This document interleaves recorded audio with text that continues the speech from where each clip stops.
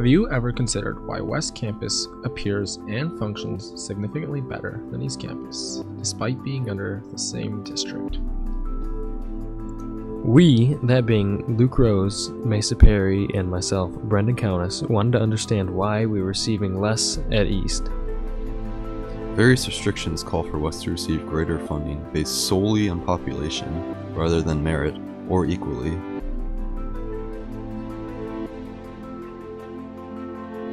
To find our answers, we went to the Board of Education office and were greeted by someone with answers. Okay, who are you and what is your title? I'm Carl Valianatos. I'm the Assistant Superintendent of Curriculum and Instruction. This is my 20th year here. I came here as a first-year teacher in 1997. Spent 8 years in the classroom and 12 years as an administrator. 9 of that as an assistant principal at West Campus before I moved into this role. What departments do you run and what do you do? Yeah. I oversee curriculum instruction, which is basically everything that has to do with teaching and learning. And since we're a school, that means it's pretty much almost everything. What is the difference in the budget between East and West campuses? Yeah. One of the very popular and main ways that a lot of schools do budgeting is per pupil allocation. And so since per pupil allocation is a factor in budgeting, there are different sizes of budget for East and West Campus because the schools are different. As both administrators and facilitators have highlighted, the vast difference in quality of funding is hindered significantly by West's greater population as well as state-mandated restrictions. Not all of the funding issues are without direct cause from the district itself. Certain athletic programs can be prioritized in funding over places of more important educational systems, such as new lab equipment or equipment for the development of the recent engineering program. So, what is your name? What is your position here, and how many years have you been here? My name is Mr. Nelson. I'm the Assistant Division Head for Career Technical Education. I'm also an industrial technology teacher and project leader instructor. And this is my 13th year. Okay. Do you feel that you receive the funds necessary to facilitate learning in your classroom? For the most part, I think that we receive a decent amount of funding. I think increasing the amount of funds for various programs would definitely improve them. I know some of the CTE programming definitely is underfunded compared to what it is throughout other districts in the area. So more funding definitely would improve what we provide for students. Do you think that that's the case at West, where they received more funding for certain classrooms? For certain classes, I think it is definitely unequal between the districts, or between the different campuses in the district. As far as my department, it's a little different in that there's usually only one program at each campus. For example, graphic arts is only at one location, metals is only at one location, autos is only at one location. So the funding isn't really distributed differently between them. It's kind of, they just focus on a certain dollar amount for that program. But there again, that program could definitely use more money depending on, if you were comparing it to other that same program in another high school. We have to look more outside of just the individual district and actually start looking at other high schools to see where our funding level compares.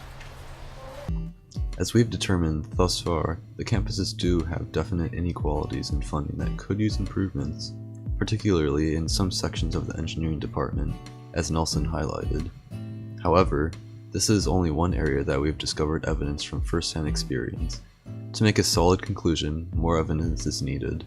Upon observing the renovation of the already adequate weight room, we decided to investigate the reasons for funding change for the less needing campus.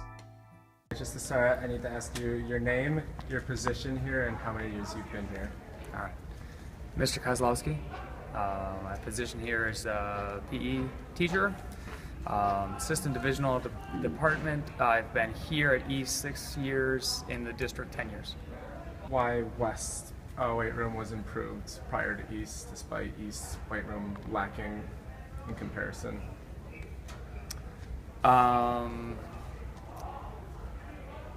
I don't know the reason why one was chosen over the other one. I think they just went forward. A portion of it was probably due to the amount of time some of the students spend in after school over the summers over at West Campus, and I think that it houses more students. It was going to impact more students on a daily level or on a daily basis. The plan initially, as soon as that one got passed, the plan was to go ahead and move forward with improving East as well.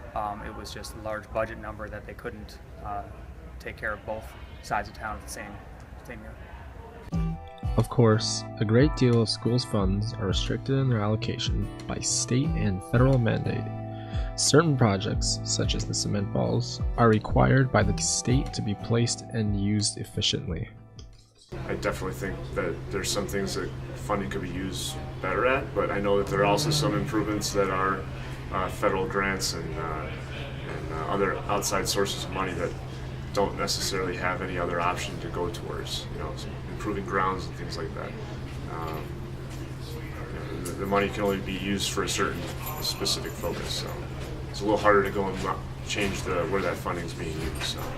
Claypool also said the governor is defending what Claypool calls an unfair system used to fund public education. The governor says he wants the funding formula changed too, but doesn't think there's enough time to do that before schools open in the fall.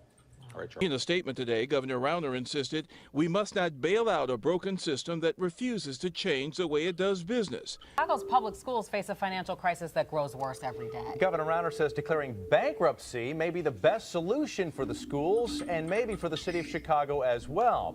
Unless the General Assembly overrides Rauner's veto, Chicago public schools could face mid-year cuts for the second year in a row. This is a failure of our full state of Illinois government leadership. The problem for them is that the governor claims Chicago and its public schools will have to go bankrupt eventually. Now, he's going to have to change state law to allow that, but Governor Rauner says public employee unions here will battle to block any other more reasonable solution. So perhaps our district is not completely at fault for funding improvements that have seen less use. Some funds, however, are allocated in areas in which they can be put to use for educational purposes. One such case is the Title I fund that will be granting all students Chromebooks come 2019. We asked Valley-Naus about the personal Chromebooks and any other future improvements in store. Improvements in the budgeting process, I know that Mr. Lawson can speak more about. When I hear that question, I think of what kinds of things are we improving and planning for in the years to come. And one of those big things that we actually have been planning and researching all year and just got passed by our board is our innovation plan, and we're looking at changing rather substantially how teaching and learning happens at MCHS over the next few years. Next year we're going to be bringing on a learning management system called Schoology, and we're investing quite a lot, not only in the product itself, but professional development. The year after that, so a year and a half from now, our current freshmen and sophomores will be able to enjoy a one-to-one program. A year and a half from now, in the start of 2018, we're going to be giving every student a Chromebook that will be theirs to take home and use while they're students here at MCHS. So that's going to be quite an increase and quite an investment of funds so that we can give every student in the upwards of 2,500 Chromebooks out a year and a half from now. According to longtime McHenry educator Brian Wright, we can expect to see more improvements in the coming years to East Campus. In fact, such improvements are already underway with the acquisition of new lab equipment and various new programs here at East. Despite the many flaws in allocation of funding in McHenry campuses, the environment for improving education has and is improving vastly.